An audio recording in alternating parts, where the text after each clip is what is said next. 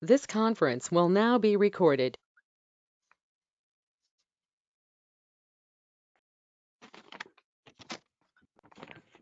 So we can probably skip over introductions since I think we all know each other. And, Yep.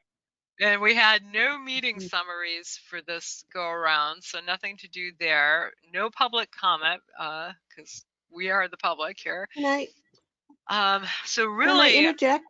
yeah.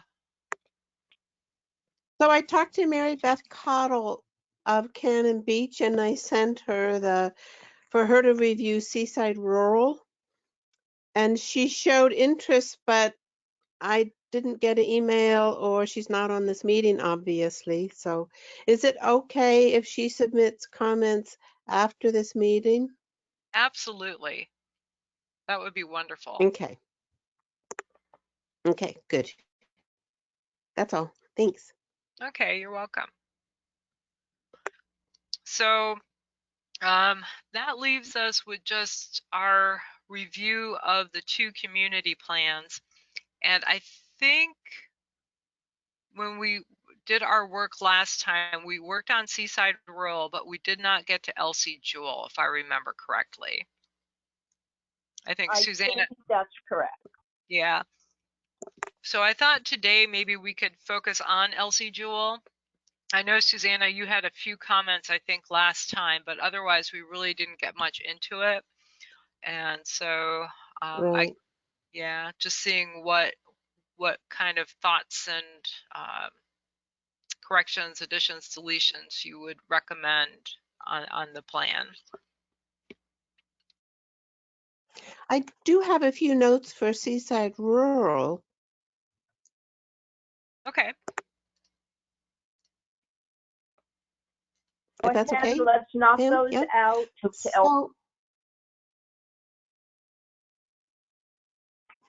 So under state parks, Hug Point is not mentioned, and there is an old road cut that connects the park north of it, oh shoot, with an A name, to Hug Point Park, and it was an late 1800s road cut, so historically it's important. And it would be nice to have a historical sign about that park. And also that you don't go on the beach at high tide. I'm not sure there's good warning signs for Hug Point, but it is a state park, and I don't know if that has any, I don't know if you have any say-so on signage. And then for gravel mining, which is one of our most significant extraction mineral thing, is that both for Seaside Rural and the Jewell area, is the siting, I think, is very important, that we protect the community around it that would be impacted by blasting and the length of hours of noise. And maybe not weekends, but if it is weekends, it would be like 10 a.m. to 5 p.m. or something. And that would be both areas. Okay. Hold on one second here, Susanna.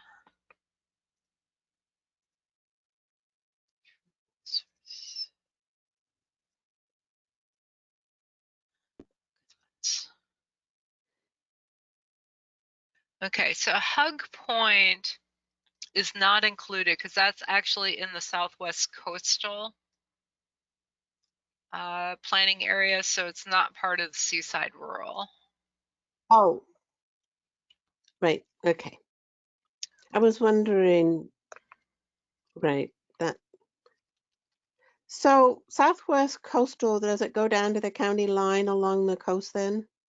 Yes, it does. I mean, including, from Cannon Beach south. Yes? Yes. Okay. Gotcha. Okay, but I will make a note in both plans about the need to, I'm going to say protect, residents from blasting and mining activities. I'll fix that language up a bit, but Yeah. And times of operation.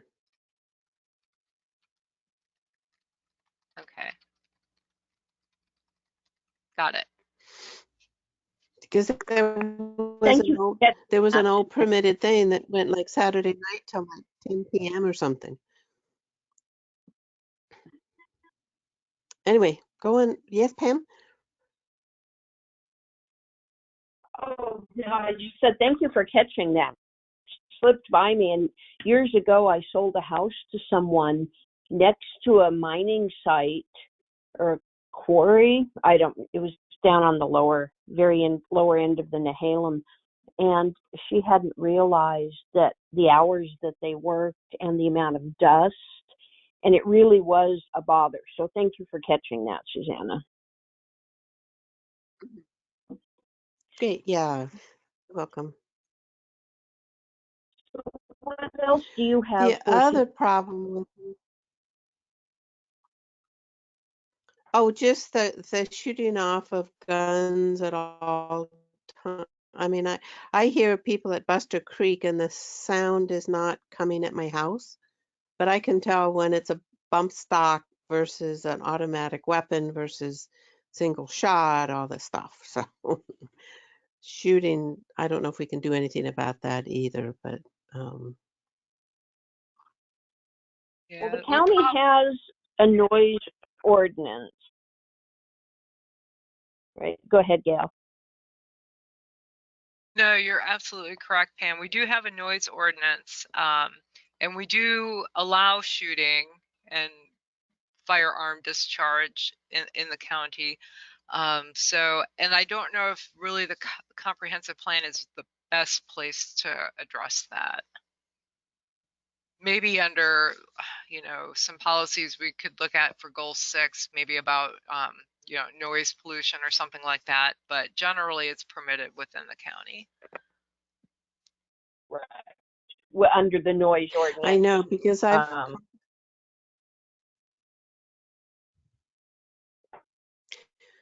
yes, because I know I called ODF. I've called about at Buster Creek. They were shooting at an angle that these high-powered shell casings that were left on the ground could have hit on as they were coming down.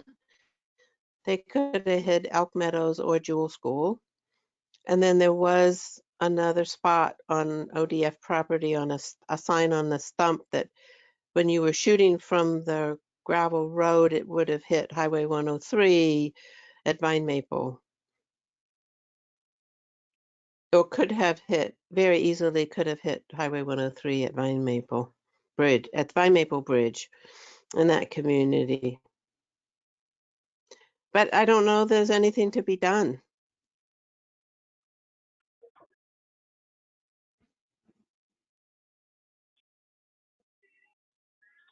I think that's probably under something to bring up with the sheriff's department, is where I would start. I'm not sure it's part of the comprehensive plan, although it wouldn't really be a natural hazard, would it, Gail? No, not quite. And Pam, Right, and I did try to pursue it. It's difficult. I mean, guns activity is so permitted under the Second Amendment and stuff that it's difficult. okay, Pam, I just want to let you know Donna Bing has joined, and we also have caller 2. Caller 2, if you want to identify yourself.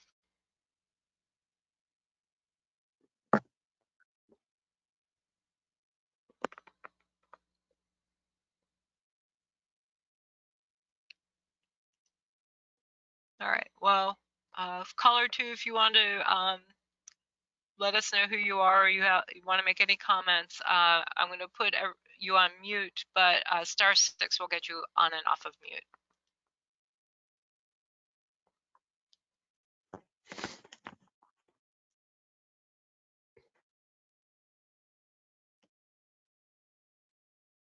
Hi, Don. Thank you for joining us.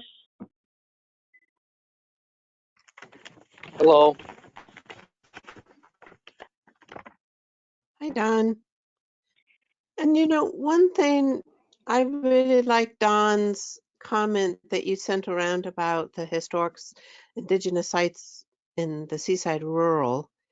And I want to say that there's a lot of flaked materials along the river where my property is. And I knew somebody who used to collect arrow points, maybe not legally, maybe I don't know, but I know he said that wherever creeks met the Nehalem, usually there was a lot of arrow points and things that he would find. So I think that what was added into, and I don't have the page or anything, but what was said for Seaside Rural about finding artifacts of tribal artifacts should also be in Elsie-Jewell area, I think.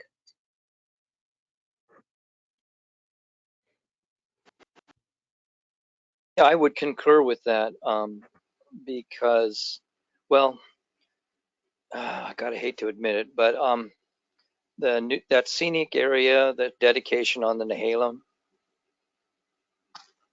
it's near, I think it's called Cook Creek, the English name, and near the North Fork of the Nehalem. I think there's a hatchery there,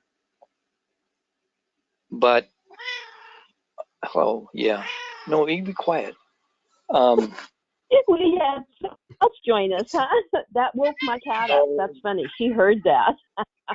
Come on, Karma. Shh, Karma. I'm sorry. Anyway, there was traditional fishing camps there for the for the Nehalem people. So I know of only one place that has yet. Well, it's been logged once, but I don't believe it's been logged since. So hopefully everything is still there. It isn't far from the hatchery, which, by the way, the hatchery was placed in a strategic location where the Nehalem people would routinely catch fish. So, but that's true with a lot of cities and towns and hamlets and villages that Euro-Americans would occupy, is because it was preoccupied. It led to the presumption that everything should be fine if we locate there also.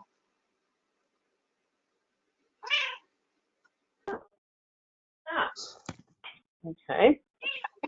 So does that site need to be added to this, or how are we doing that?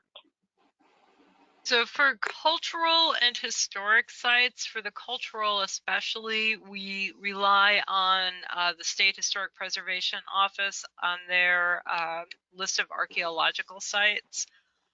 And anything that is on their list is automatically protected under our code, but we do not publish the list simply because we don't want to encourage people to go out looting. Right. Okay, that's good. All right, thank you.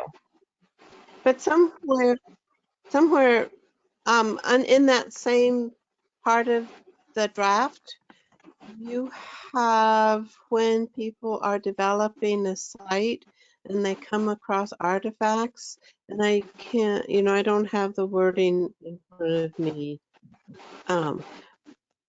but there's kind of protocol if indeed artifacts are found. And I would love it if they had more inventory out here along the Nehalem of potential sites. But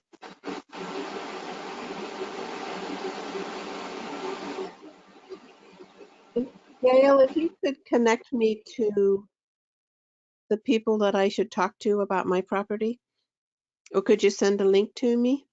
Yes, I can do that. It's going to be the State Historic Preservation Office, and I'll dig up their contact info, Susanna, and send that out to you. Thank you. And then Susanna, anything else, Ro? I have, well, for the Seaside Rural, I think I had doubled up on the industry issues.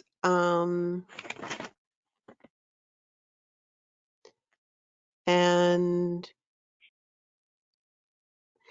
I think sometimes in the community development, the definition of an industry being a neighborhood type is too limiting perhaps, because, and I would say this applies to both areas,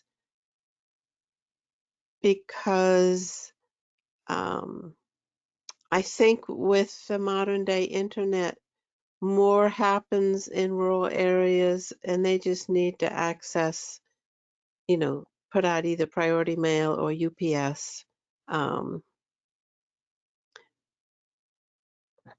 And does that make sense what I'm saying? That I'm the trying to. term neighborhood type of industry. Are you looking at the policies, Susanna, or where are you in the document? Well, the trouble is parts of this, again, the page numbering is really poor. Oh, so I have natural resources, water, page 14. I have page 18, home industries definition. And then I have covered in page 23. Does that mean any sense to you? The number paging is still lacking, I think, Gail. Yeah, I think I forgot to put page It's so numbers hard on. to. I cannot train myself to do that for some reason. I find it so difficult, so I apologize. Yeah. All right, so I'm not finding what So you're. yes, on the home industry that.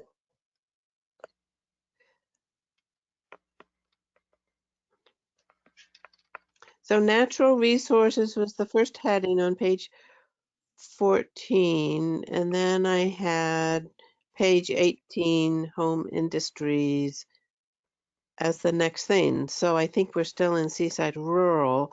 And then I have page 23, which I think is the Elsie-Jewell area. All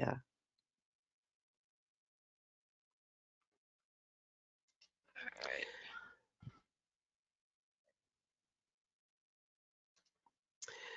Because if a mushroom industry, would that be neighborhood type? If people are manufacturing clothing, or somebody I know in Hamlet, their son is creating artwork for t-shirts, but I don't think he's printing them out, but could he? Probably as a home occupation, you could.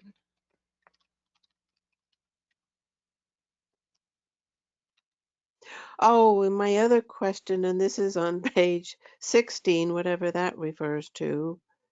Oh, but it came after parks because there's a comment on parks. You have 50 acres of light industrial, and I'm curious, where is that? Oh, you finish off whatever you're looking for. All right, so did I say in Elsie-Jewell we had 50 acres of light industrial? Which plan are you in, Susanna? Yes. All right. Yeah. Yeah, so I have page 16. Oh, yeah, okay, I'm with you. I And found this that is one. after. Yeah, so it says this is from the old plan, and it's highlighted in blue because I still need to confirm that. But I don't see where that shows up on the map. Hold on.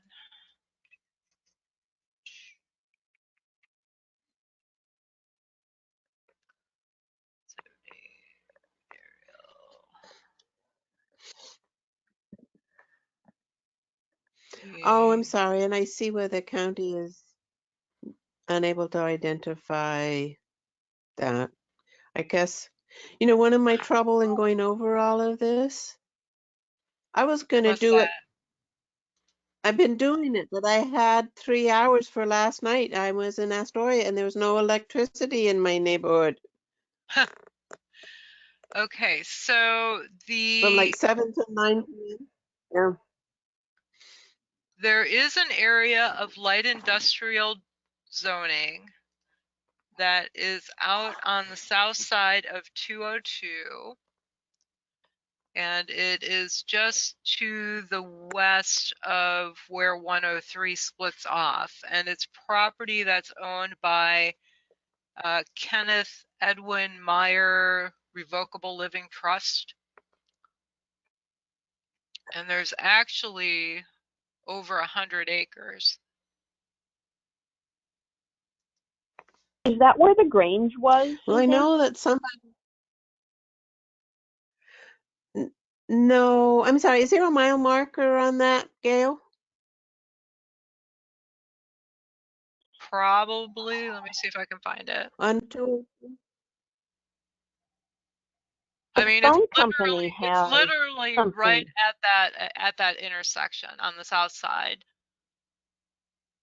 And it runs all the way back to some property owned by Virginia Chase to the west. Okay, yeah, that's the phone company. I know CenturyLink has kind of a substation there. And it follows 202 from the junction with 103 all the way to Virginia's house. Yeah, it's mile Yeah, marker 29, basically. it's us from the old Grange, Susanna. And Binneke Creek goes off to the Well, right, and this is on the left side of the road. right. Was there a great? Do you mean the old store and maybe a hotel that I think has finally come down? Because the Grange is by Jewell School. Yeah, this is by Jewell School. And yeah, but I'm talking Do about we need to 103, do not anything with that? 202. And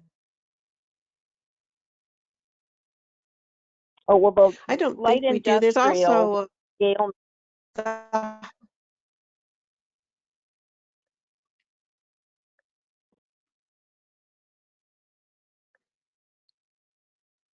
do we need to do anything with that, Gail? We don't. I had it highlighted in blue because I hadn't gone back to confirm that that area was still there, but it is, which I learned something new today. So I've updated the acreage. Yeah. I've updated the acreage, and that's it, unless y'all want to talk about what type of uses might be appropriate out there over the next 20 years. I mean, is there anything kind of light industrial that you would imagine we would need out there? So light industrial, if you give me a minute, I'll pull that up and tell you what would be allowed there. Hold on. Okay.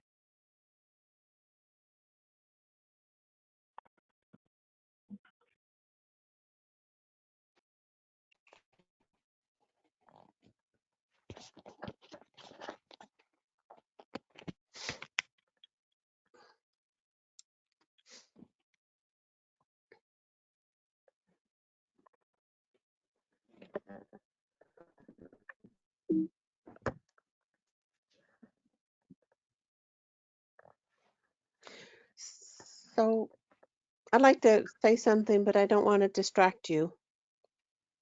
Go ahead. So along there you have the highway department You have CenturyLink, and I'm trying to think exactly where, because then there's a curve. But between those things and the Elk Meadow, somebody now has a welding business. Oh, really? Yes. So, um, and he does construction, but he goes to somebody's place but he also does welding, which I'm assuming is on site. But I just think that because it's all along Fishhawk Creek, Hmm. that creek protection, maybe once again to reiterate where you have in other places wording where development cannot harm the water, the bank erosion, and I'm not sure that I really don't know the area for any backup flooding. Um, which I know has come up months ago. I don't know if it was you, Pam, or Connie that was concerned about, people who have, work on cars have also a lot of the forest operators, the logging operators have big, um, they have a lot of equipment, they have big shops, and it's a totally complemental use for the forest industry out here. But it really has to have careful development so that you don't have on tight gravel or asphalt that you can have water rushing across it, bringing toxins into the local waterway, because almost everything out here that's developed is close to the river or creek or wetland or something, with a potential runoff issues. Not every place, but still, I think it should be in there under light industrial. And I'm also wondering, is light industrial anything close to what is happening with a logging company with their big shops and equipment? Which, as I said, is totally, part of the forest lands out here in the community. Okay. So let's see. Light industrial is going to allow some pretty intense uses. Automobile wrecking, equipment storage, food products manufacturing, asphalt batch plants, solid waste transfer stations, communication facilities.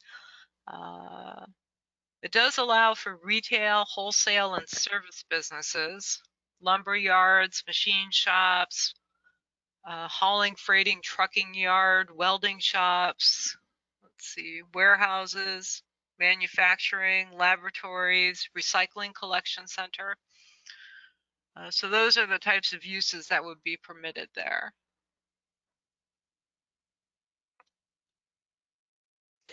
And what I'm saying is that I think there's a lot more areas in the Elsie-Jewell area and perhaps in the Seaside rural that a lot of this is going on. And is that a problem? That are not the areas that are not identified for industrial. I think it's a fine line, home occupation and industrial quite often. So, say you have a logging operation and you've got 2 or 3, or even just 1 or 2 log trucks, and you work on it in your shop, and maybe an employee shows up. I mean, that's a tough one to balance. Between light industrial and a home occupation, I think. Much earlier in this process, I think it was you, Susanna, maybe it was Herb, that brought up the need for some more commercial or more business opportunities out here. So I don't want to see that use go away, because we have very little land out here that could support family wage job type business. But I would like to see anything we can do put in there, like you said, Susanna, to stop runoff if they have barrels of oil or, things washing down there. Can we put in some protections or some language for protections there, Gail, without harming that zoning? When you say protections, Pam, what are you thinking? If we want to start adopting a buffer area along the creek, then we won't be able to do that because we'd have to go through the analysis and declare the creek a significant resource, and then put the what's the word I'm looking for? Protections into place. So we wouldn't be able to go that. Is that what you were thinking, or? Yes, just that, because it's really hard to tell what industries might come to light in the next 20 years. And so we can't specifically mitigate all hazards, whether it's toxic runoff or noise pollution. So yeah, it was kind of what I was thinking of, just something somewhat vague that will not harm the environment or the residential character of the surrounding neighborhood. Okay, we can do I guess that. that's probably too vague. Can I say? Okay. Yeah. What I would like to see is that in a shop, because, too bad Herb isn't here because he could speak to this, because his family has a big operation. You've got skidders, he's got logging towers, log trucks, you have fuel tanks, welding, a full shop, all the stuff. And what I would like to see wording where if something like that is built or any reason it would need to go to county, that there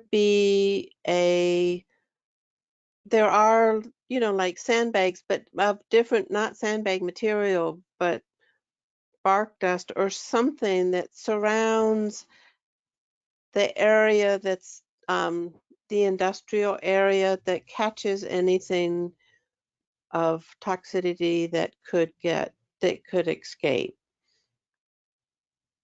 So Gail, Antifreeze, oil, whatever. Yes.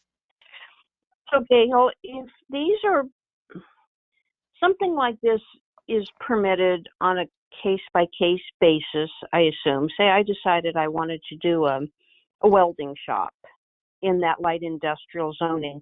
I would come to the county and I would file a development permit. Is that correct? Most likely you're going to be a conditional use, so you're going to start with that process. We'll send out a public notice to property owners within 250 feet, and then there's a 10-day public comment period. Then we will issue our staff report and our decision, and then there's a 12-day appeal period. And then once that's all done, then you can come in for your development and building permits. And so within that process, are there already, I don't want to have to reinvent the wheel here. I do want to protect the neighbors and the natural resources around this light industrial site, but are we reinventing the wheel? Would this, if I came to you asking for that permit, would I have some limitations there that would say I can't let oil discharge into the river or create dust for the neighbors? We do. We have standards regarding noise, odor, vibration, glare. We defer to DEQ when it comes to dumping. We will mention it and say that any required state permits are needed before you can begin your project. We don't necessarily, not that we don't regulate, we can send code compliance out there, but we will usually defer to DEQ because they are the experts in that type of situation. But we do have standards already in place to address, I think, most of the concerns that might be raised. What I would suggest doing, I've made a note here, is that I need to add some language to the narrative that talks about potential conflicts between, the creek and Susanna, did you say that was Fishhawk Creek?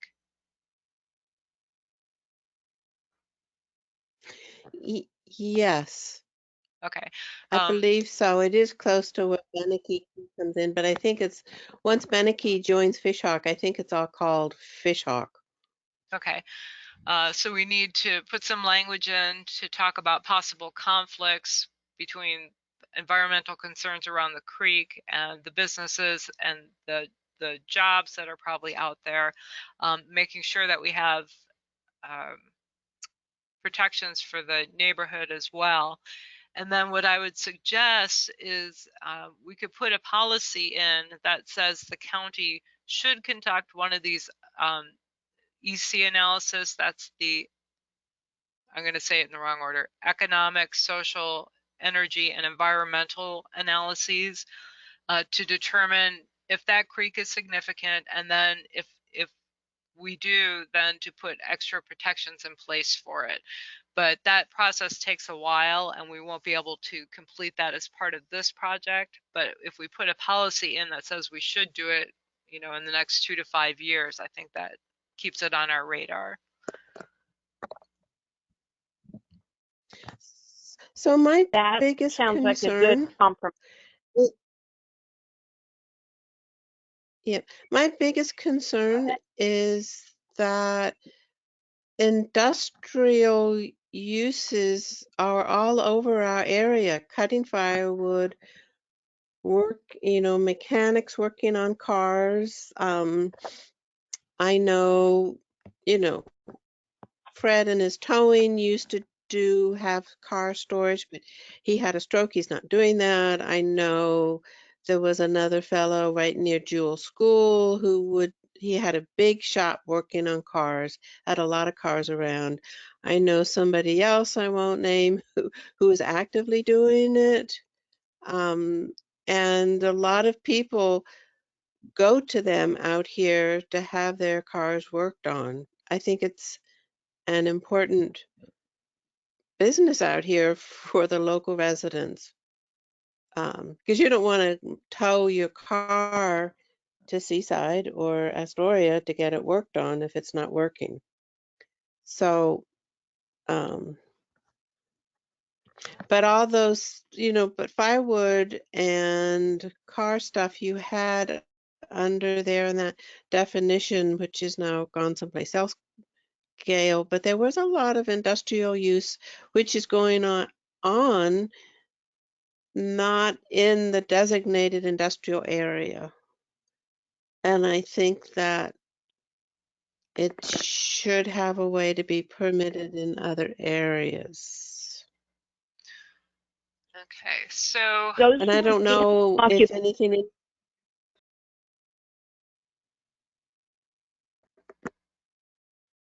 would those be home I don't know if any of this occupations? wording would preclude that.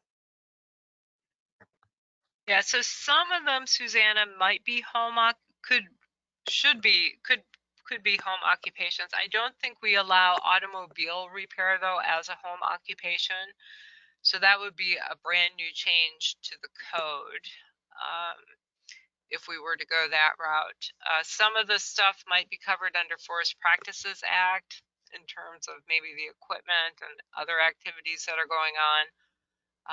But the home auto repair shop right now could not be permitted. We'd have to do a code change for that, and I think that may raise some concerns just for the reasons you mentioned with people dumping oil and things like that. So it I sounds know, like but we it need is a better, reality. yeah. So And, do you, and I think it's important for our area. so over the next 20 years, do we want to encourage them to go over to the light industrial area, or do we want to do a code amendment to allow those types of activities as home occupations? I would say home occupations, and as probably all home occupations, they should be non-polluting or something like that. That's pretty. I don't think we can just say non-polluting because there's so many aspects. What Right. No, you and might I consider pollution. right. And No, and I understand that, home but I'm just that occupation. something can be developed.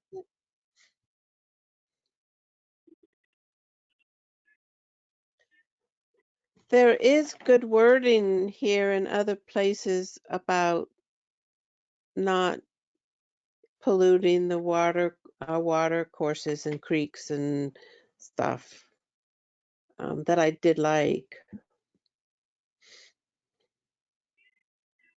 Okay, so I'm going to make a note that if everyone's in agreement, that we will add a policy somewhere that basically talks about these currently unpermitted home occupations, and the policy would state that the county should review its zoning code and standards to develop criteria to allow these types of businesses while still protecting the environment and the neighborhood. There you go. I really like the idea because society's changing. More and more people are running businesses out of their garage, and most of them are probably pretty quiet and not permitted. But if we have a more open door policy, people wouldn't be scared maybe to come in and get a permit to run their business because, and that way we'd have more control. I like that idea. Not closing the door, but not leaving it wide open either. Because there's no way we can possibly list all the types of home occupations. Like you said, Susanna, somebody manufacturing, doing screen printing or t-shirts. I mean, there's so many things now with digital marketing that people are doing from home. We couldn't possibly list them all. So I like that idea, Gail. Thank you. Okay, you're welcome.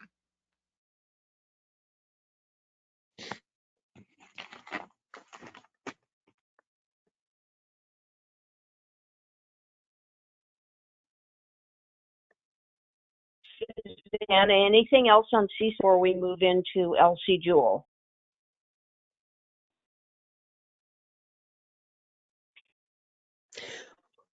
Well, somewhere, and I don't know where, the traffic flow on 26. I just want to make two comments about the highways out here. That Highway 103 is a detour route for Highway 26, and that, when there's a bad crash on 26, 103 and 202, and that somewhere you define the type of traffic supplying the tourist industry, but I think also it's really important because you have big tanker trucks bringing fuel in. You have, I think, Camp Riley military convoys come Highway 26 instead of Highway 30, or at least I've encountered them in the past, and the big trucks to like Safeway and other businesses come 26. And I don't think that was reflected in at least in one place in describing Highway 26, the role of Highway 26. And I don't know if it's a big deal or not. It probably isn't, but Okay, I can go back and look at that, Susanna, and if it's not in there, make sure that gets added.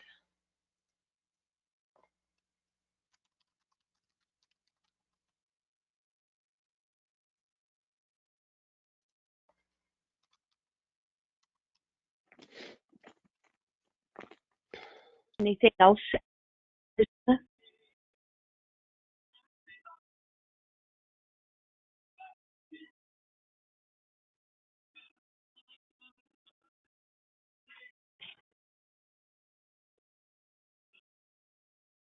Suzanne, anything else?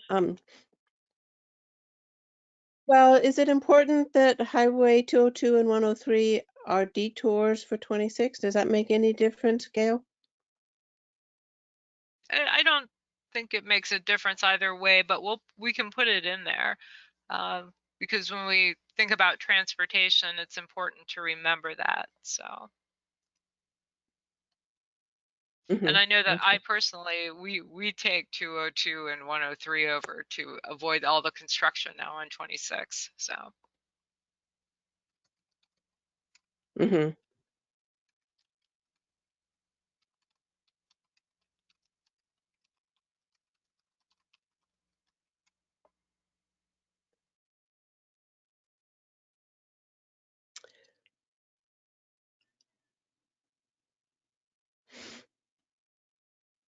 Anything else? Not for Seaside Rural, I don't think. Okay. I wish Connie were here because she's Hamlet and she would bring more of a perspective for Seaside Rural, but Right. I have more notes for the Jewel Elsie. Okay, well, Gail, would you like us to proceed with starting with table 1 and going through policy 1, policy 2, kind of keep it in order? Does that make the most sense? It might make it a little bit easier, but I think however the committee members are most comfortable working through this material, I can go either way. Suzanne, I'm order.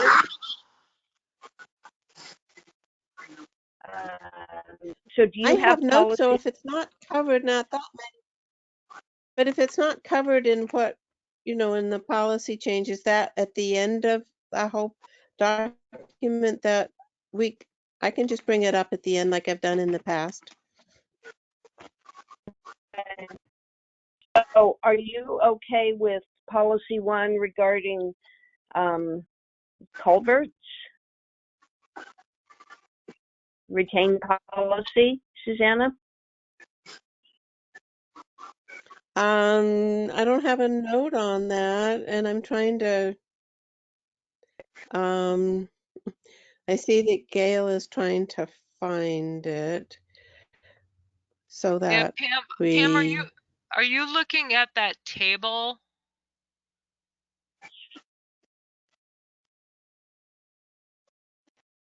Yeah, that's where I thought we would start. But if that's not where you want to go with Elsie-Jewell, no. Yeah, because we've already gone through all those policies. I put the table in there just so everybody could remember and reference back to it what your recommendations were. But we're actually, I need the committee to actually focus on the actual draft 2 of the plan.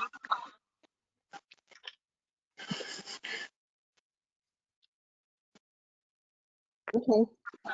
So Gail has up goals, objective policies, and alluvial lowlands. Oh, but that's just Seaside Rural, correct?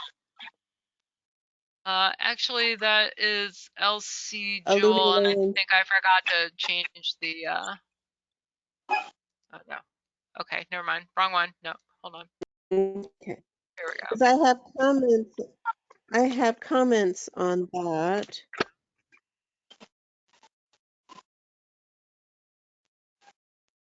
Okay.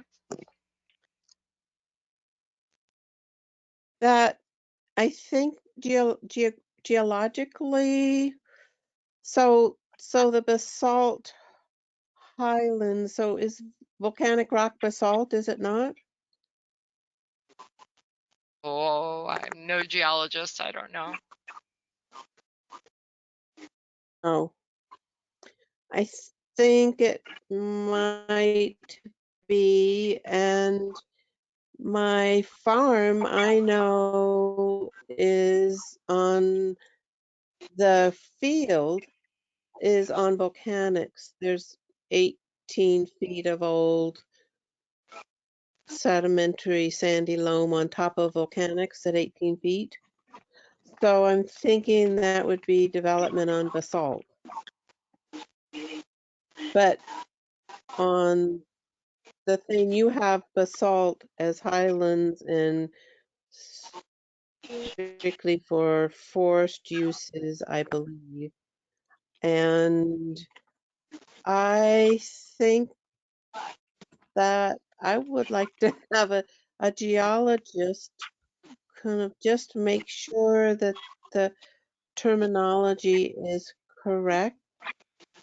And the sedimentary uplands, I just think that this is perhaps incorrect because, you know, the whole coast range was under, I mean, my hillside is 500 feet of old marine sediments.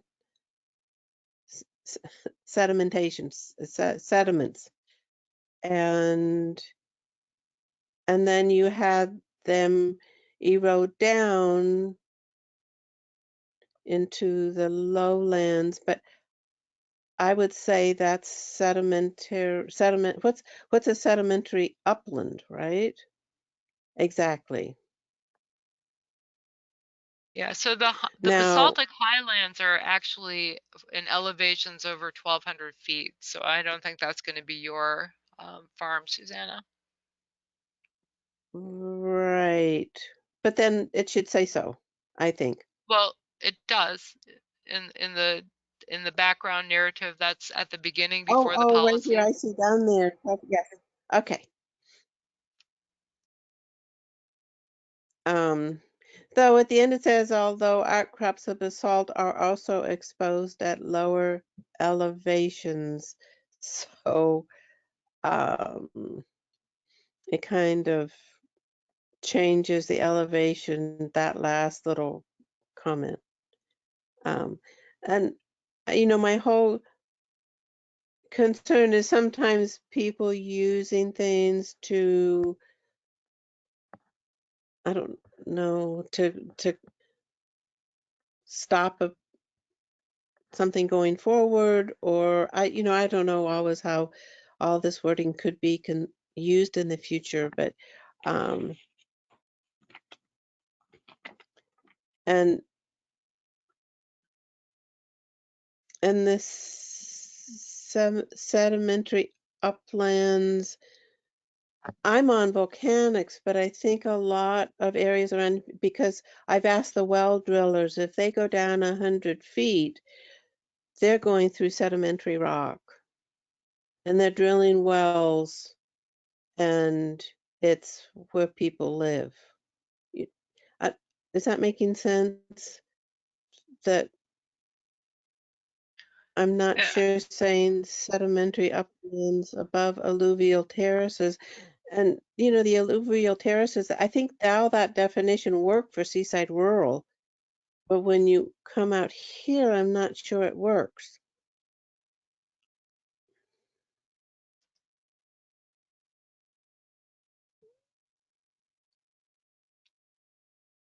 So do you think we And should see, remove that language from the plan completely? well, let's see. So it says sedimentary upland should be preserved primarily for timber production, water supply protection, and wildlife habitat. And so that's policy one for sedimentary uplands policy. And I think a lot of our residential development out here might be on sedimentary uplands, geologically speaking. And I just think all that should be looked into, maybe. You're a planner, Gail. How this might be used in the future is, I Well, don't know why they have all this geology stuff in there. I think they I had think it in there are other there. ways to define them. So I think 40 years ago, it may have made more sense because engineering techniques were not what they are today. The real Hmm. estate market was not what it is today, where people are willing to pay more for land and pay more to improve the land. So I think what all this talk about geology was trying to get at is that the land inherently, at least in the 1970s, had inherent limitations simply because our technology was limited. And maybe they just don't make sense anymore, and maybe we take them out. That's what I'm trying to ask the committee. What do we want to do with these? I'm not sure we Would want you to remove. Would scroll like to down just acknowledge to the that we are not geologists. Is there a way to recognize the importance of determining kind of the carrying capacity, if you will, of a parcel of land, but maybe refer to Dogami? Because that's way out of any of our levels of expertise. Sorry, Susanna, you wanted her to scroll down to what? Oh, the definition of alluvial terraces.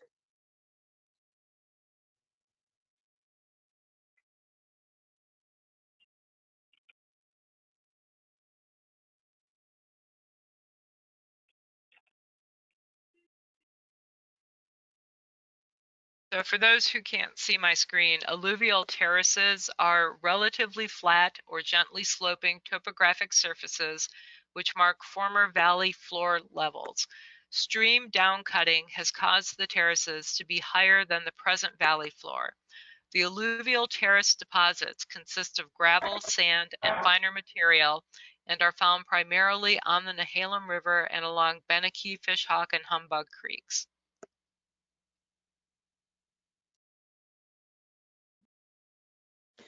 Well, since this is in our draft, if we continue to have them, I think either call Dogami or ask Tom Horning, who's a geologist in Seaside.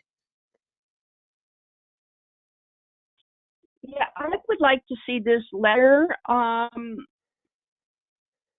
that maybe something added that, all information to be confirmed with Dogami. Does that work, Gail? Yeah, we can do that. If I can get confirmation before December, I'll include that in the plan. If I can't, then I'll put in language that says that the landscape unit should be reviewed and updated as needed. I like that because there is a work here and a lot of good definition of different types of land, like the alluvial terrace or the marine terrace. So I would like to see those left in, but maybe, the language to confirm with someone with more expertise than we have. Yes, and my whole dilemma is that when you're saying that one piece should only be for forestry and wildlife and water and that stuff, and it actually is an area that has been developed over the last 100 years with housing and stuff, then it's kind of productive on population development. I don't want to see it being a problem in the future. I think it should just be correct. But I think what you're saying is good, Gail. Okay, yeah, I'll see if I can get that information confirmed one way or another. Thank you.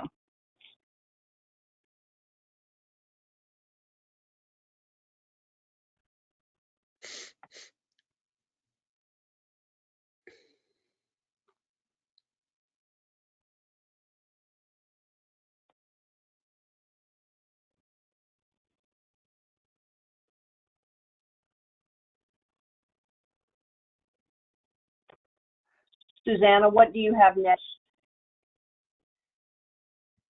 Oh, well, I think, Gail, you had just gone through and highlighted this, and I had my comments on it, but do you want to, Gail, just systematically go through the stuff in a way? I would say you should go through it in a way you would like to. I'm capable or comfortable skipping around if you want to talk about things as they come to you, or if we just want to work from the top and go down to the bottom. I guess we probably don't. I'll go back and fix any Well, yeah, things in the index, but in terms of okay. the narrative and things, do we want to start there before we get to the goals and policies? Was there anything that's been added that is highlighted in yellow that we have concerns about? Can you make it bigger? Sure. I don't know. Can I? Oh, I'm sorry. I can make it bigger on my computer. Never mind. I can do it too. It's Um, actually small for me. So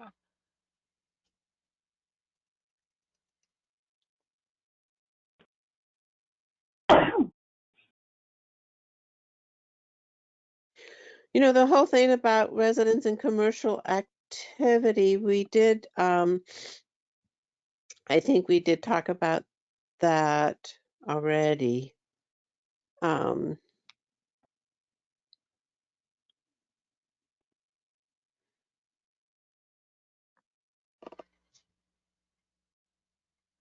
and then it references the landscape units, which I think is what we were just talking about, right? that's correct. Yep. The geology stuff. Yeah. Yep. Um,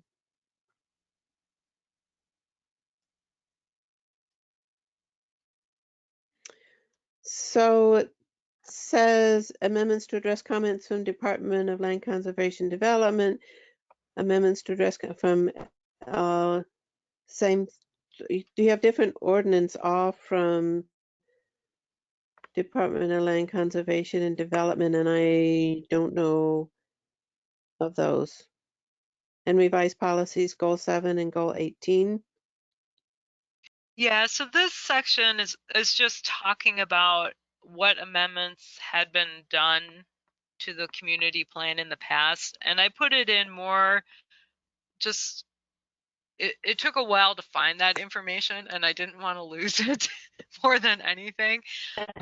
So I Uh-huh. thought we could put it in the plan just to let people know that it's a document that's been amended over time. But we can take that out if you don't feel it's appropriate to have it there. No, I I think don't, it I gives a just good didn't historic. know. Uh-huh. I think it should stay.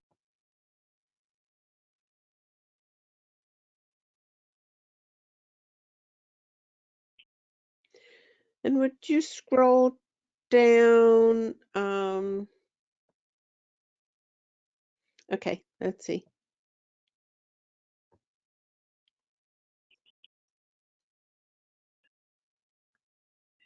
I think, you know, we discussed a lot about rural growth because, you know, one of the industrial things that was on that list was our recycling center. And I think that what we came up with a long time ago for recycling is it, I don't think that the Vernonia people that do garbage can deal with recycling through here, but that there should be a recycling station at the fire hall or at the baker store if they wanted to have it there, or maybe Fred, who's the his driveway kind of combines with the fire hall driveway.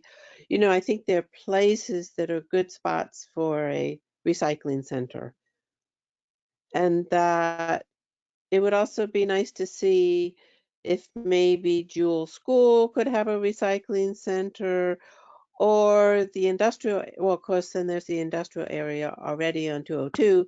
The highway department might let them have some recycling stuff. Those sites do need to be monitored so people just don't start dumping garbage and everything, which is what can happen. Um,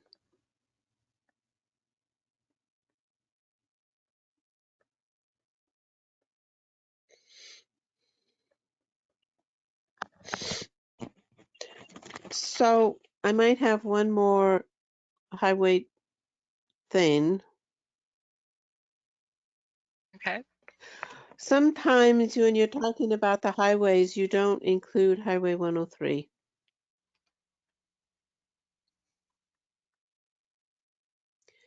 Not that I would ever want Highway 103 to be for bicycles. They used to have on some bicycling map Highway 103. I think they probably now define it as a suicidal highway, and nobody out of the area, people don't bicycle Highway 103 anymore. It's a little suicidal. Local people who don't drive anymore will bicycle, but they really know it well and Hmm. how to be safe on it, hopefully. Okay. I made a note, Susanna, to go back and make sure I've got Highway 103 included everywhere. Yeah, and I'm just being nitpicky. I don't know how important it is. Um, there was also, I want to bring up because I checked it out driving home.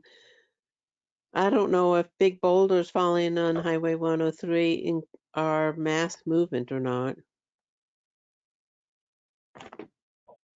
Because just past mile marker 2, actually the big boulders came not this storm but the last storm. But some of them are a foot wide. A few of them are probably a foot in diameter. And then the guardrail cliff on my property is falling apart. I just wonder when that comes down onto the highway. But so just 2 comments. I don't know. It's really more about ODOT, who we just don't. I mean, I wanted to drive home last night I thought about it on 202, and the storm got so crazy I stayed in Astoria planning to review all this, and my electricity went out. But, Highway 202 does not have fog. I keep bringing up fog things. To be in a torrential downpour with oncoming traffic with no fog line is also suicidal on Highway 202. It's totally crazy. Yep. I agree with you Um, on that one. and I think I need to call ODOT and say, if I go off the road, I'm going to sue you with everything I have. That gets ODOT's attention sometimes. Threaten to sue them. Some small, not putting up a fog line. How far down on this stuff are you, Susanna? I don't know because I do marked flooding on Highway 103, page 9, but it's just the paging numbering is a little bit all over the map.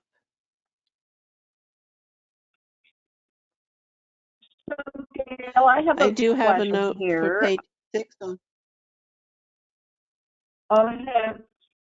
All right, go ahead with page 6.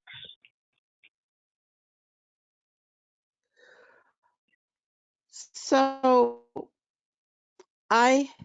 there's a comment about testing on the Seaside rural area and for arsenic, and out here, I think maybe springs are commented on to be having brackish water, perhaps, but iron and arsenic are known to be in drilled wells in our Area 5, or, the Jewell, Elsie, etc. area. And I think a testing program, as is mentioned in the Seaside rural area, would be good.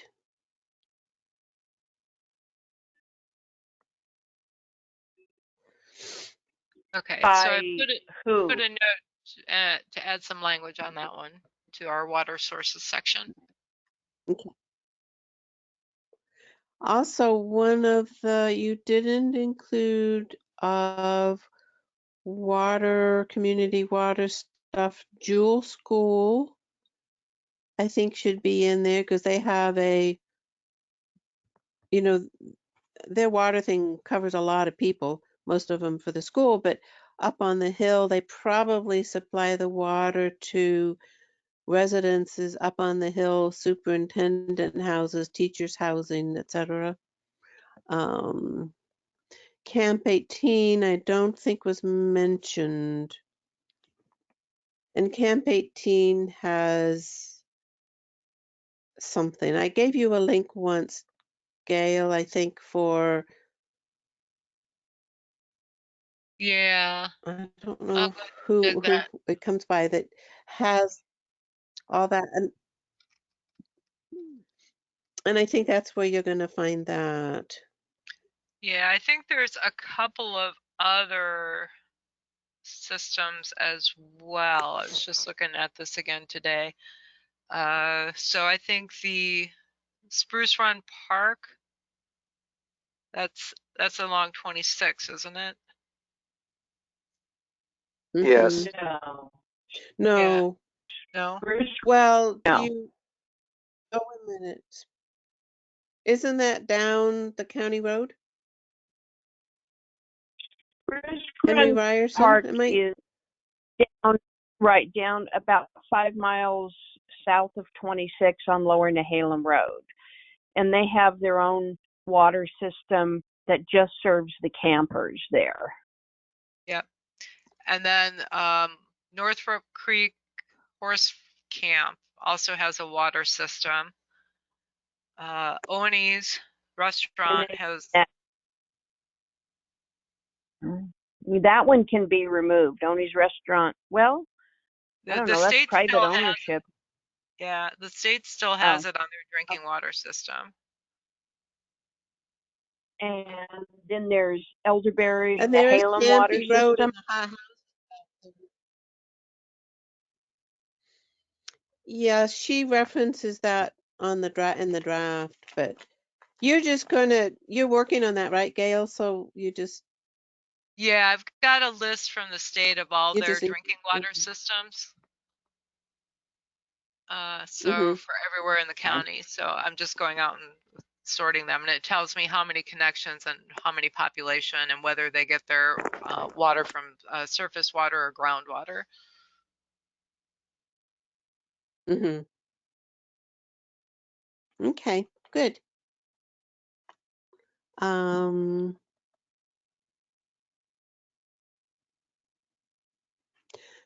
I do have flooding hazards, which I was very conscious of today, which I mentioned at the beginning of the meeting. And I don't know, I have page 9, whatever that means. On Highway 103. Should I comment on because Pam, did you say that what I call the Vine Maple Bridge where Tweedle Road comes in and, the stretch at Vine Maple, right? You have the Highway 103 going along Vine Maple, and then right north of the Vine Maple Bridge, there's a low spot, and it can go to, I think somebody said 7 feet deep.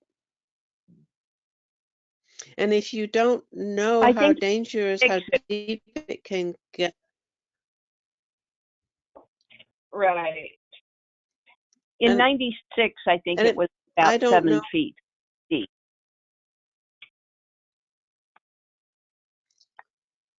Right. And if we have rainfall for another 2 or 3 days, like we've been having, because what happens is the Nehalem floods and Klein Creek floods, and Klein Creek is coming in right there by Vine Maple Bridge, and all that happens, and Mullenback Road, and all of that happens, and I don't know if it might happen in the next few days.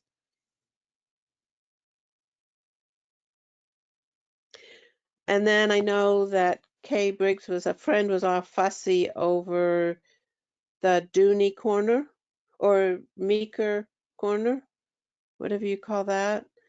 And that he was all worried Right. that Oh, was going to be flooding. I never experienced it because when that floods, the Nehalen's flooding, and I can't get out over the Vine Maple Bridge anyway. I don't think it's just the 96 flood. I was one time telling a renter who had to drive to Entel in you know, Hillsborough, that he might not be able to get out that day. And he said, "Oh no, when I was driving home tonight, I barely got through there. It was coming up so fast at the Vine Maple Bridge." mhm. Anyway, we don't need to, but that's just a flooding hazard on 103. I wouldn't dismiss it. And I don't know if there's anything on Highway 26 that's an issue, is there, Pam, for flooding? No, I think 26 is pretty well drained and culverted, and I think the state has taken care of that pretty well. So in this draft, Susanna, under flood hazards, are you wanting some language in there, thing like rural roads are susceptible to flooding during high water events?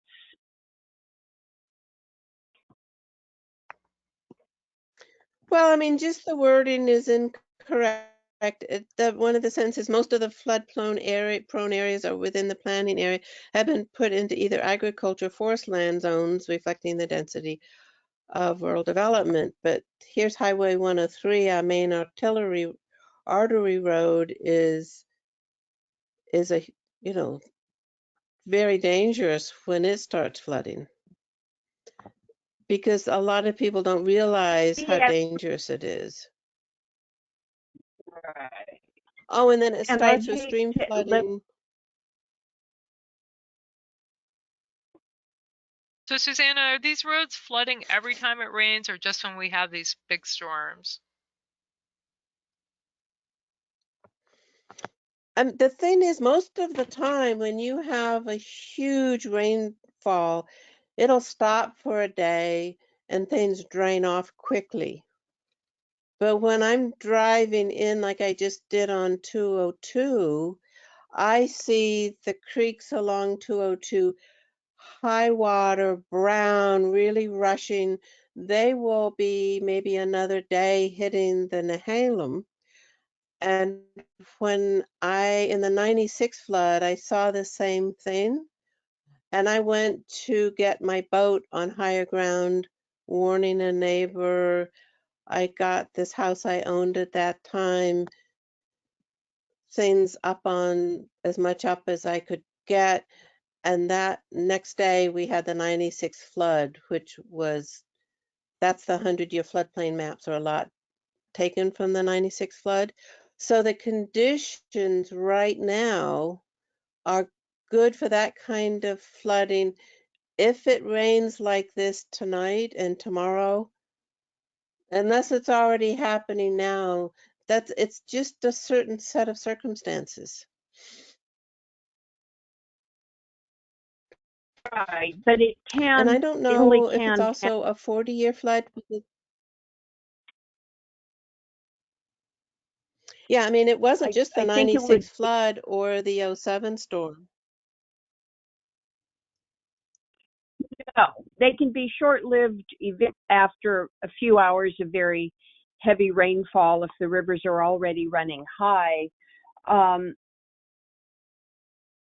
So even though we are the flooding is less severe here, I think it would be prudent to put in here a simple sentence that rural roads can be subjected to flooding during heavy rain events. Okay, I got that. I actually had put Highway 103 and several local roads are subject to flooding, or maybe I should say can be subject to flooding. Be subject to flooding during heavy rain events. Okay.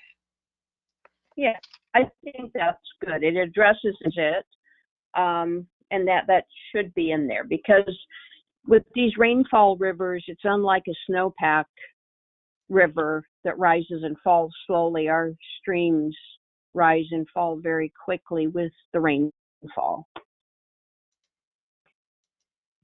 Right. So that was on page. And the I have trouble a with climate question. change, True, right. These things could get, these rainfall events could get more severe. We don't know. So, Gail, I just have a question. I haven't seen this language before. And if we scroll back up page 7, we're talking about the Naham being designated a scenic river. At the bottom of page 7 says the CAC strongly emphatically says any suggestion. And I see that's stricken now. That's removed. But where did that come from? Was that something our group put in there at one point?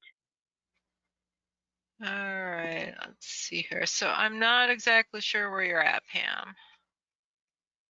Oh, it's page, at least on here, Elsie-Jewell Community Plan 2040, Figure 1, North Coast Basin.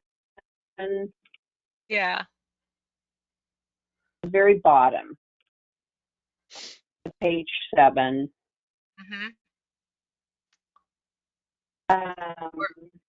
And it's stretched over to page 8. CAC strongly and emphatically opposes any suggestion that the Nehalem River be designated as a scenic river. Yeah, that was from the late 70s. And apparently everybody out there was opposed to it. Okay. Thank you for clarifying that one was from the 70s. Okay. To move on, what do you have, Susanna? So are we finished with the natural hazards here? Well, the flood hazard part?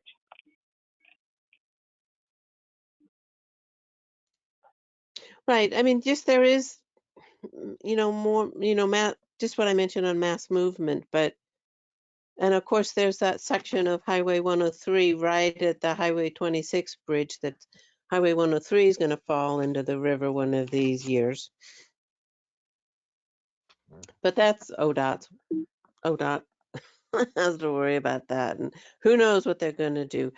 I do have on the naming of parks, Gail, you have Fishhawk Falls Park, which I believe is Lee Wooden Park. And when you're on Highway 202, the sign says Lee Wooden Park, not Fishhawk Falls Park. All right, hold on, let me find that. Lee Wooden is the official name. Yeah. Look at county park names. Yeah. And I just think it's important that the signage and the park name is consistent. And, I keep bringing up over, I forgot the name of it, the Elk Meadows, what are they called? They're listed under something. Elk Meadows? And I keep, I keep bringing up but I mean, they're under one of the headings, and I just keep bringing up about the elk meadows that are the Wilson. I think is it the Wilson unit that's south of 26, just south of 26, Pam? I know it abuts Leon property. I don't know if it's officially named the Wilson unit. I just know locally it abuts their property. But I'm not aware of an official designation of a name. And somehow I'm thinking the name Wilson unit comes up because somehow it might be named that.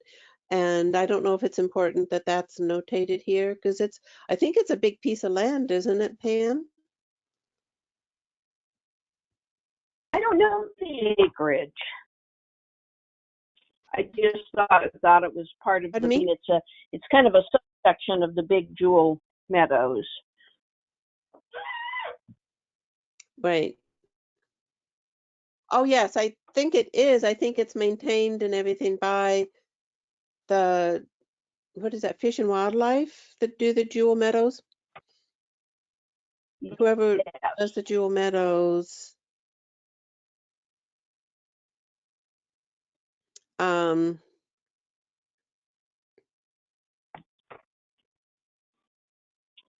Oh, Ed Wilson Farm.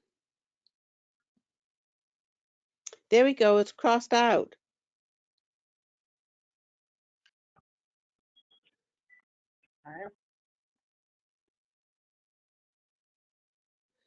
And I don't know why it's crossed out.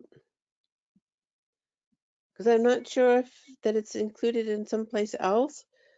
But I think it's a couple hundred acres. I think it.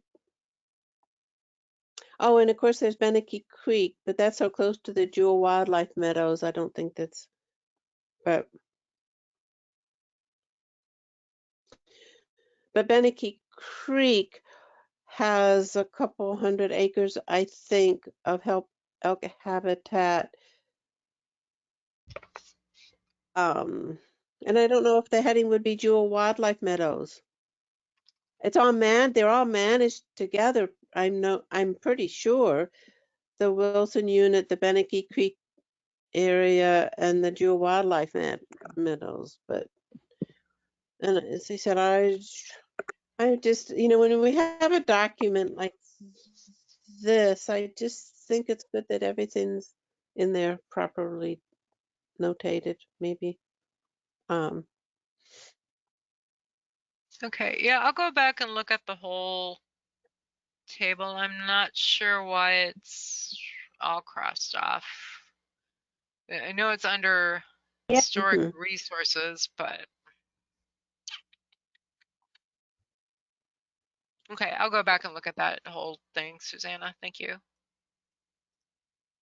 Mhm. And it might be I'm being too nitpicky. I don't know. Nope.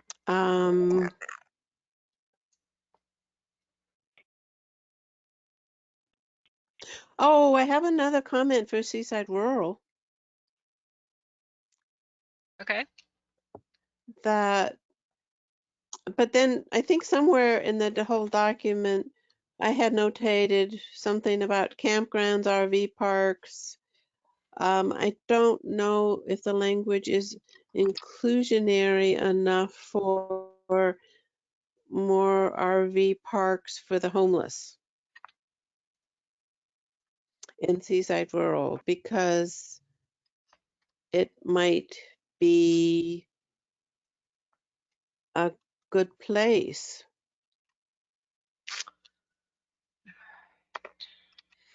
And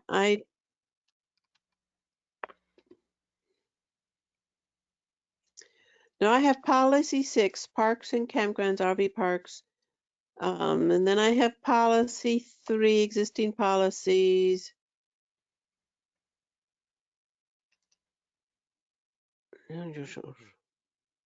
I knew I wasn't going to be able to read my writing. Oh, I know what. I have another thing too.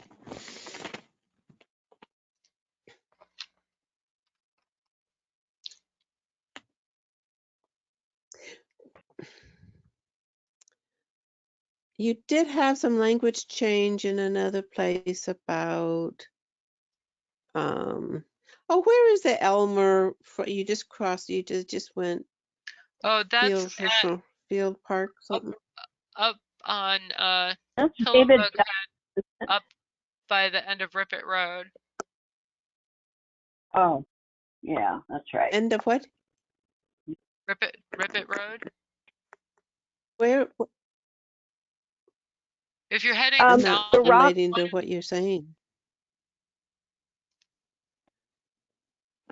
The audio's getting a little flaky, I think. Never mind. I don't need to know. You can tell me some Okay. other time.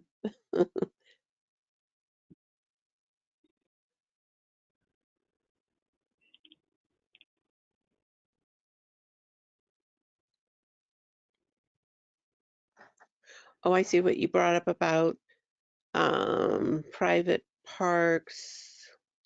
yeah, I was trying to find the policy you were talking about, policy 6 and RVs, so I can make a note, but I'm not finding it.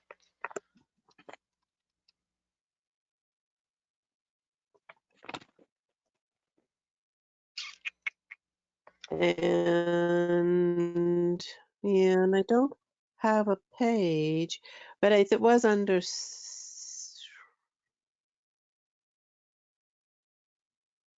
Seaside, and there was one other thing that, and I don't know if I have a specific note of where it was, but for 1 acre lots, that if there was fire protection and or a water system, it could be 1 acres. Oh, I'm sorry. Let's go back to housing policies. Gail has up here, Pam,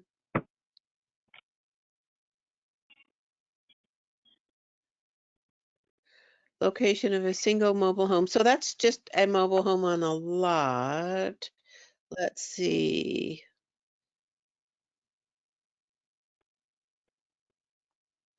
Well, I'm not sure if this is where, but I do realize I did want to bring up accessory dwelling. Some notes I figured I didn't take because I knew if we went through it all, it would come up. So she has under housing policies, the county should work to reduce barriers to permitting accessory dwelling units on rural residential lands to the greatest possible extent. I'm reading it, Pam, because I'm assuming you can't see all this. Is that right? I can see. I'm trying to follow along, but it keeps going away. So I'm seeing half of it. So thank you for reading. Yes. Oh, it's okay to read it because I don't need to read it. Okay, so I don't know, under accessory dwelling, there's a lot of wording, but I know that out here, people with, and I might be F80 land now, so the original families that came and got some big parcels, they want to have their children there. Like Phil Lehman, does Phil Lehman ring a bell for you, Gail? He's down No. Tweedle Yeah. Road. No, sorry. And so, some of, and I'm not sure if auxiliary dwelling units could be used so that he could have another house for his children on his property.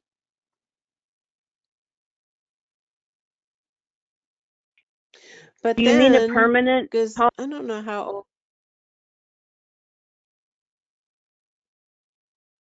I mean, can an auxiliary dwelling unit be another house, Gail? Can't it be? It just, Yeah, an accessory dwelling unit can have cooking facilities in it, as opposed to a guest house, which cannot. And a guest house you can not rent out, but you could rent out an accessory dwelling unit. An accessory dwelling unit, Susanna's correct, is basically like a second home almost on a piece of property.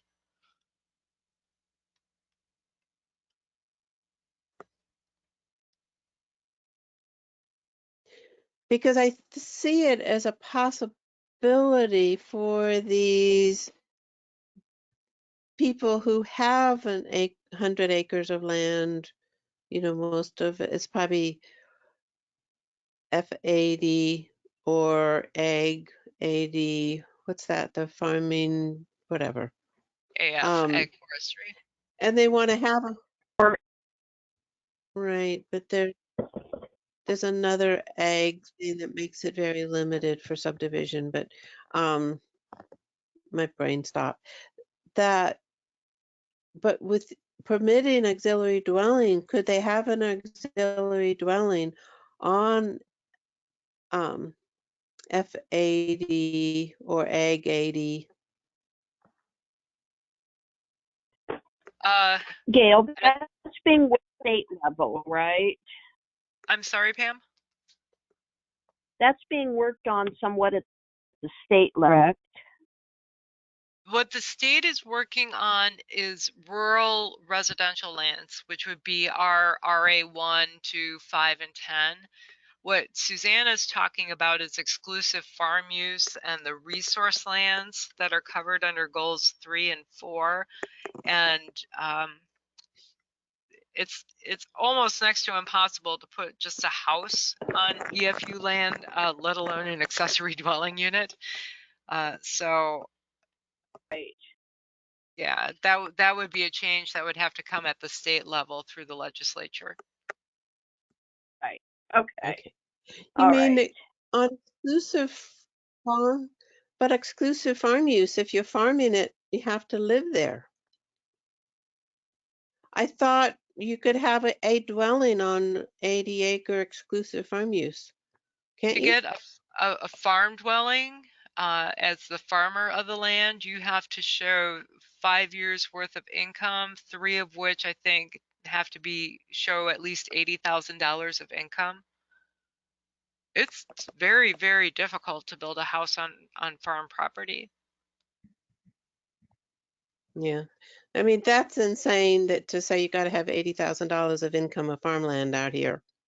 Because, the initial inhabitants got the big acreage. Like there's some bigger pieces around Vine Maple that are probably EFU, around Jewell. The big, they moved in and they ended up with some big pieces of land, which are now probably EFU. I think they are, aren't they? And like Phil Lehman's at the end of Tweedle Road is probably more than 80 acres, but maybe he's not exclusive farm use. I don't know. But I know that that's come up with him, and and if you graze some cattle or you cut hay, he might be F80.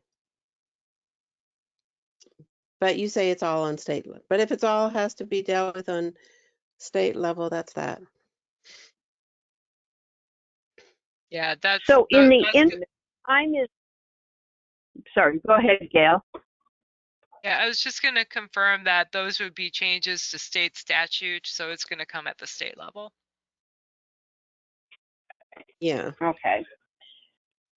So as our time winds down, Suzanne, what else in here?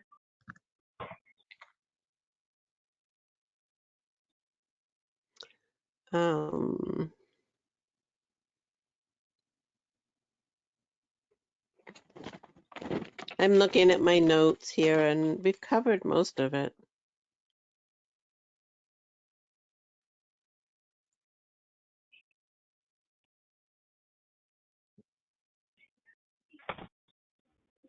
Gail, while Susanna's looking at her notes, Yes. I saw the the notes from Crest,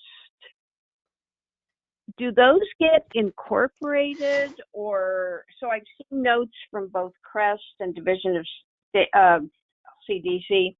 Who do those suggestions or those notes get incorporated, or how do those comments fit within this plan?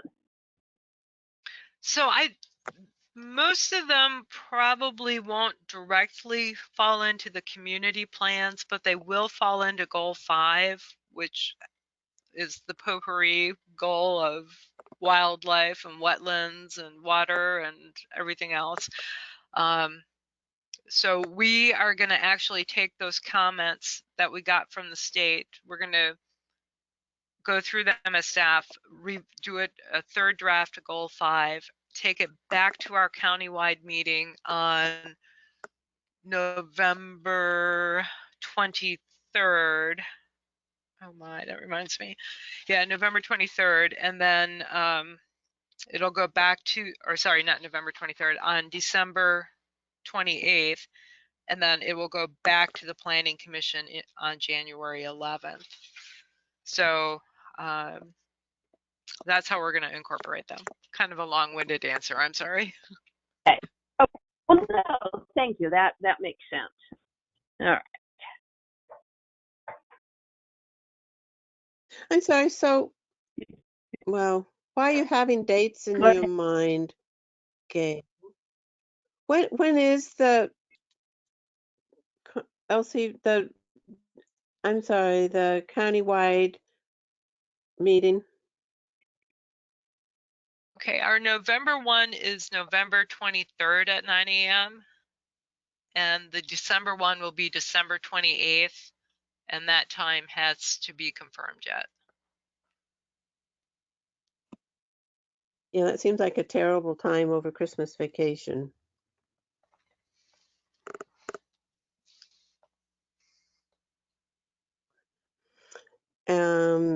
And okay.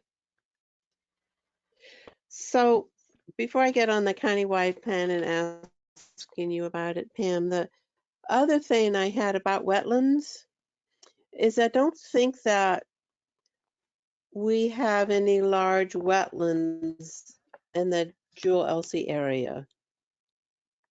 But I think there's a definition somewhere about wetlands, or maybe I wrote it, that small wetlands, they hold water upstream. And I think they're very important for our, the Nehalem drainage. And I don't know that they're referenced anywhere. I don't think Are you in? anywhere in the Crest stuff they reference. Yeah, the Crest I focused don't.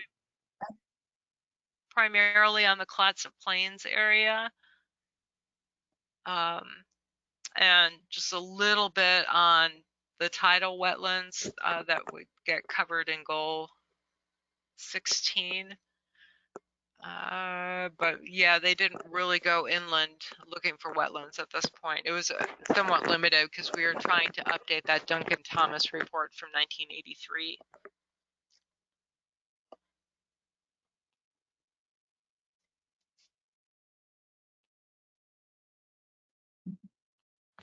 Yeah, and I don't know that I saw anything on this draft about recognizing the importance of small wetlands in this area.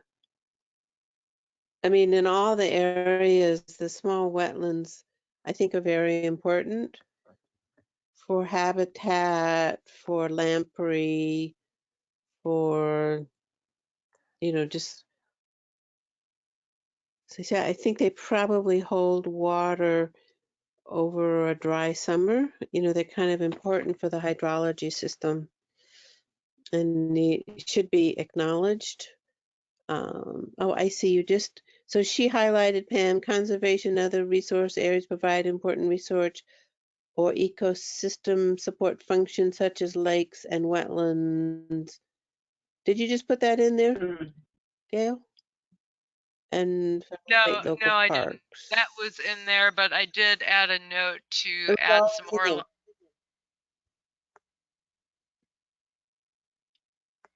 Okay, good. Thank you. You're welcome.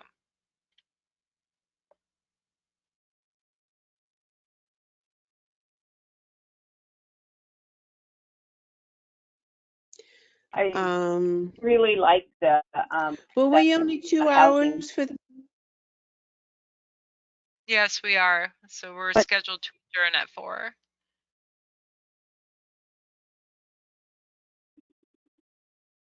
end at 4. Okay.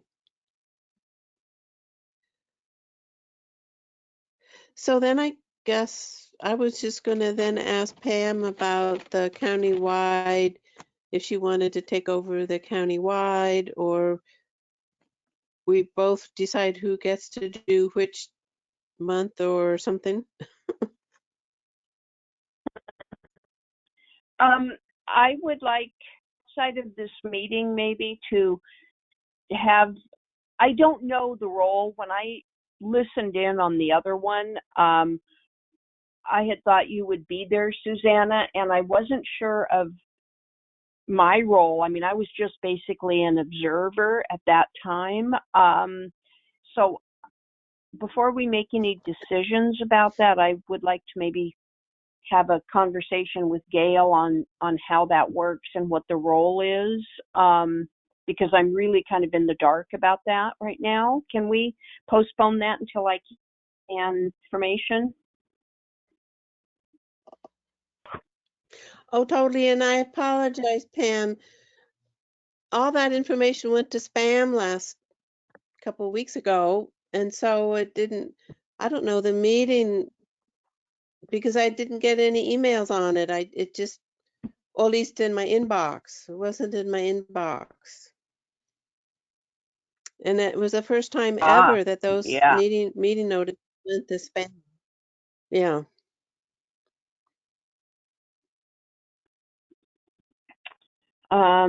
So I'm happy to, but let me get some more information, okay? Hmm. And I was All going to right. propose, if you wanted to do it, then I could also go over stuff. And if I wanted to make comments, I can do it as public, or I can talk, just, shoot you an email a day, ahead of time, Pam. Okay. All right. So before we wrap up, did you have any other comments on this, Susanna? Because I want to make sure we have a couple seconds here for public comment if needed, since we have other people on the call now.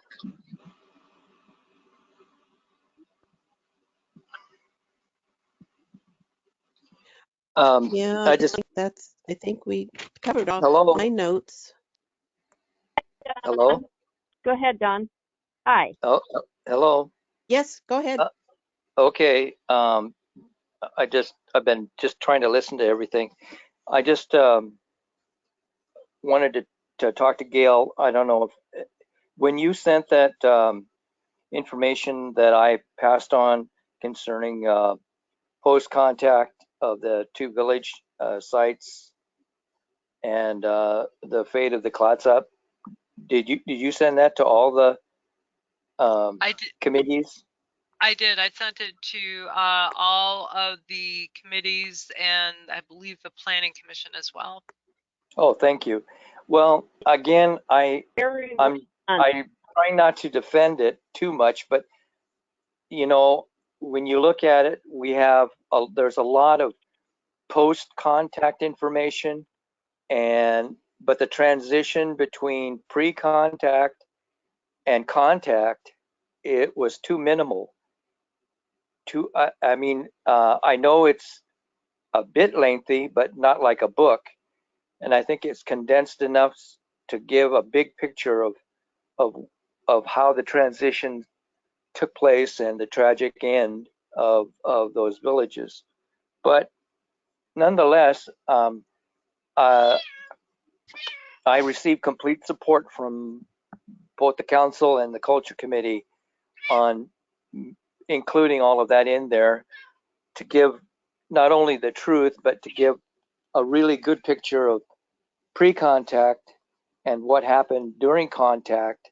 And then, of course, we know where post-contact is.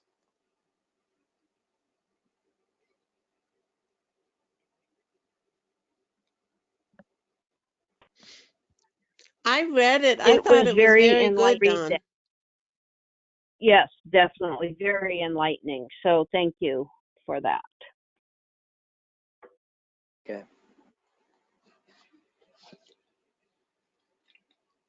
Based on that, Gail, is there anything you think, or Susanna, that we need to add or change in here in our plan?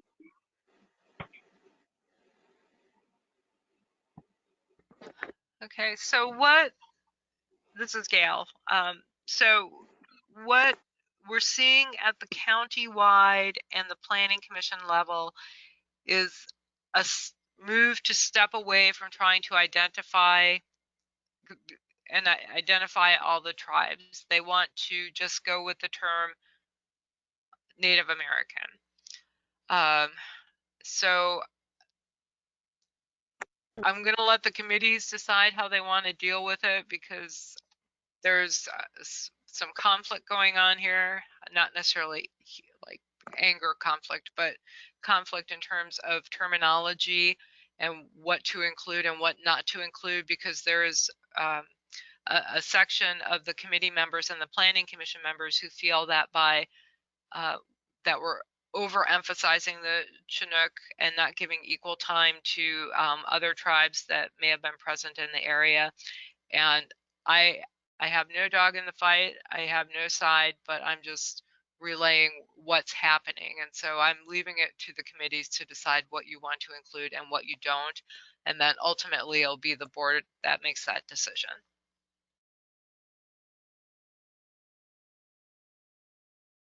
Okay, thank you.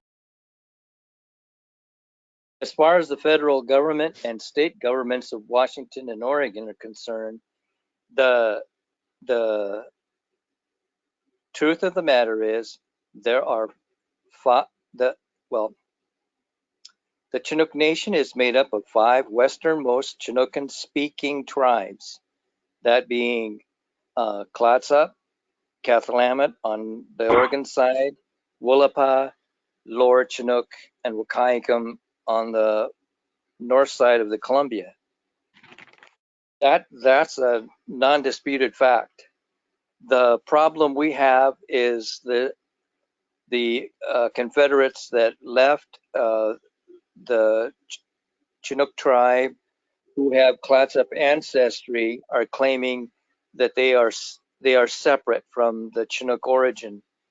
And again, if you read the information that was provided by anthropologist Douglas Duerr, you can see that over many years, generations, intermarriages took place, and so it became necessary for these tribes to be all inclusive under the Chinook label. And there's no dispute from the chiefs of these tribes that make up the Chinook Nation to that fact. So I'm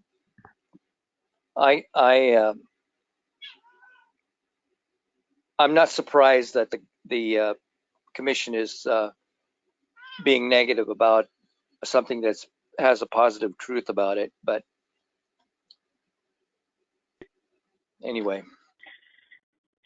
So Gail, this really goes then to the countywide and the planning commission. We don't weigh in on it here. Is No, that correct? You can weigh in on it, and I'm leaving it to each committee to decide how they want to handle it. I'm just letting everyone know that at the planning commission level, there has been this discussion, especially with the countywide members, and we have spent hours on it, about what is the appropriate terminology, what is the appropriate level of recognition. You know, it's a very intertwined discussion, shall we say. And again, I'm going to let each committee decide how they want to handle it and what you would like to include. So. Okay. I know embarrassingly little about it, so I'm not ready to say anything, or have to look into it a bit more. But in the interest of time, do we have any public comments?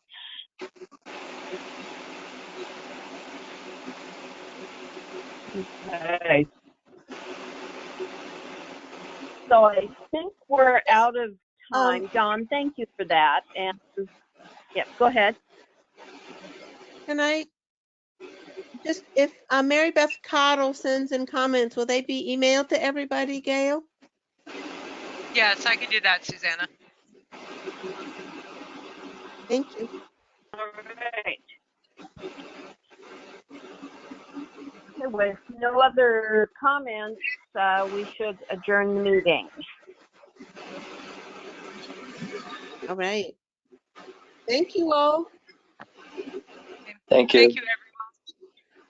Thanks. Bye.